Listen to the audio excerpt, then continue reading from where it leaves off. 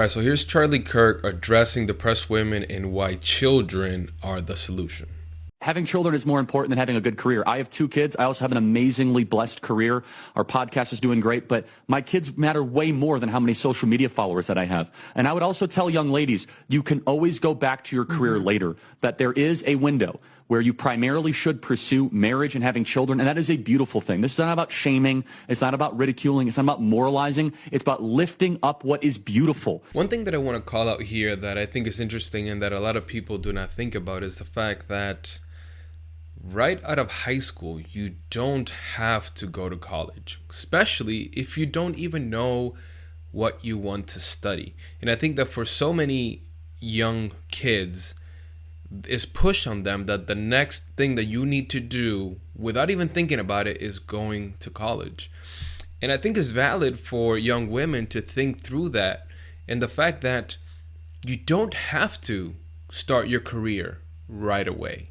Maybe there is an option where you meet someone, you get married, you have children, you raise them, and later on, once they're in school or something like this, then you can pursue a career in something that you want to do.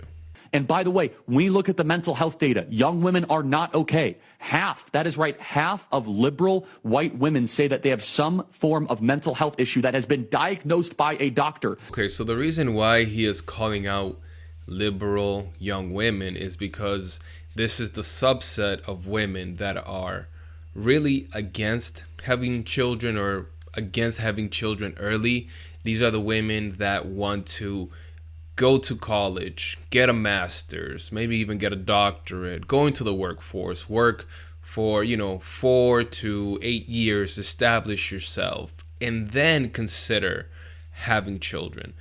And at that point, you're well or close to your 30s, if you think about it. And number one, your dating pool does become less because now you're much older, right?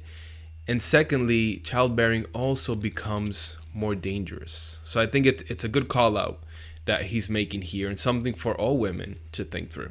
What is the number one thing that mental health professionals will tell you when it comes to mental health issues? Loneliness does not help. So maybe we should solve the loneliness epidemic by encouraging young ladies to get married and have children. It's good for them, it's good for America, and it's good for our future. So the loneliness piece is the piece that maybe I have the most trouble with quite understanding here. Maybe he's just referring to the fact that women that are upcoming, that are focusing more on their careers and things like this, they are so focused on trying to compete maybe with other men that that's all they're doing, and they're wishing that they didn't have to do this, right? And they wish that maybe they didn't have to spend all this time on their career, and wishing that they could start a family or that they would meet someone to be able to start a family.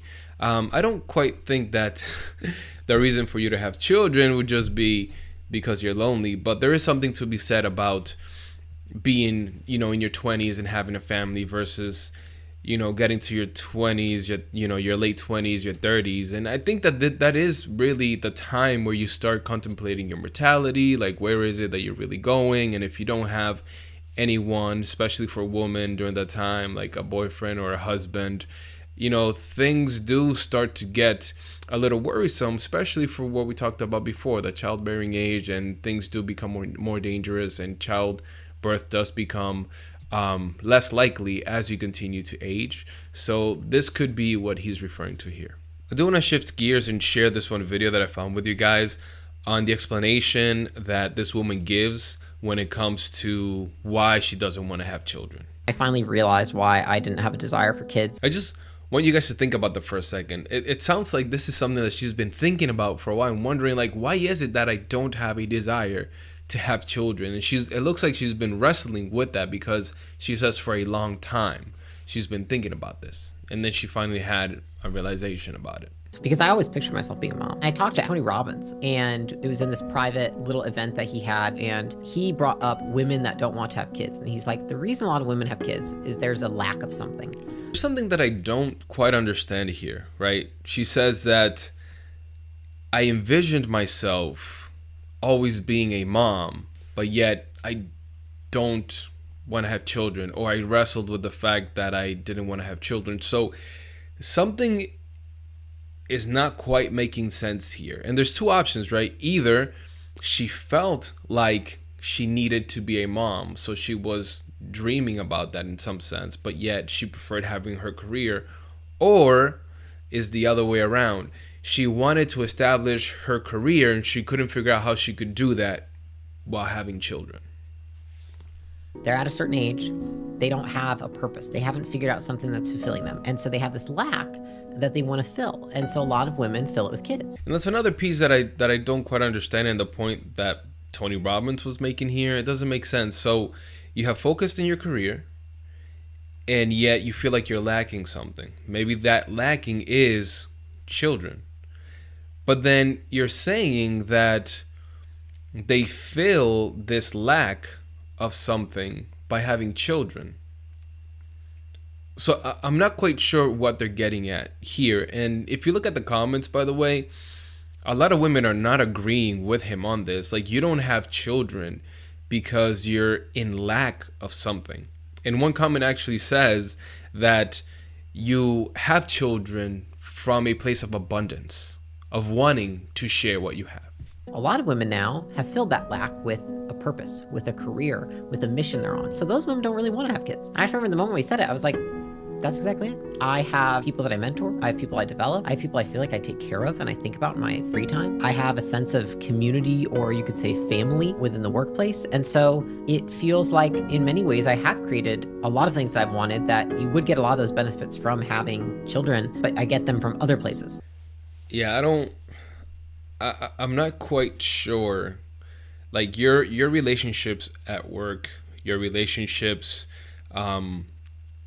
within even your friendships, they're not going to compare to the relationship that you have with your children.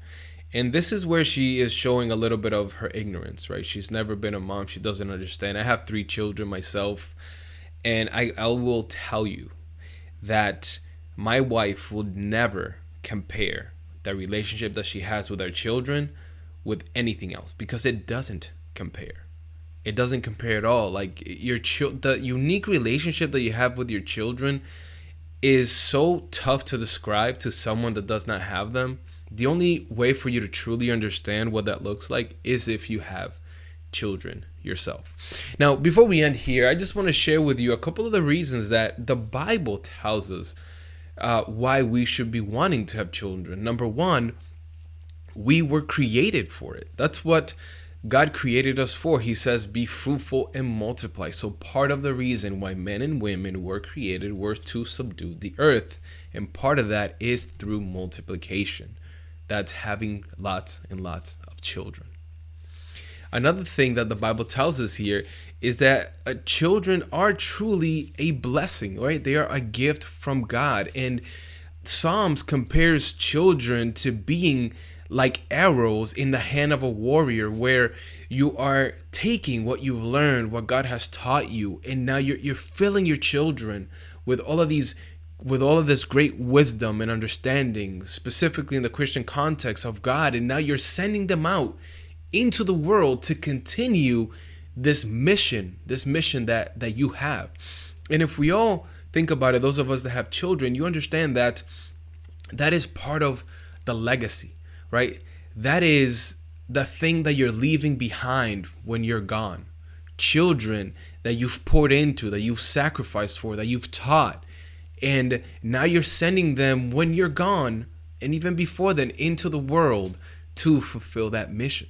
And the last thing that I will say is that both men and women get a great sense of fulfillment from what they do for their family.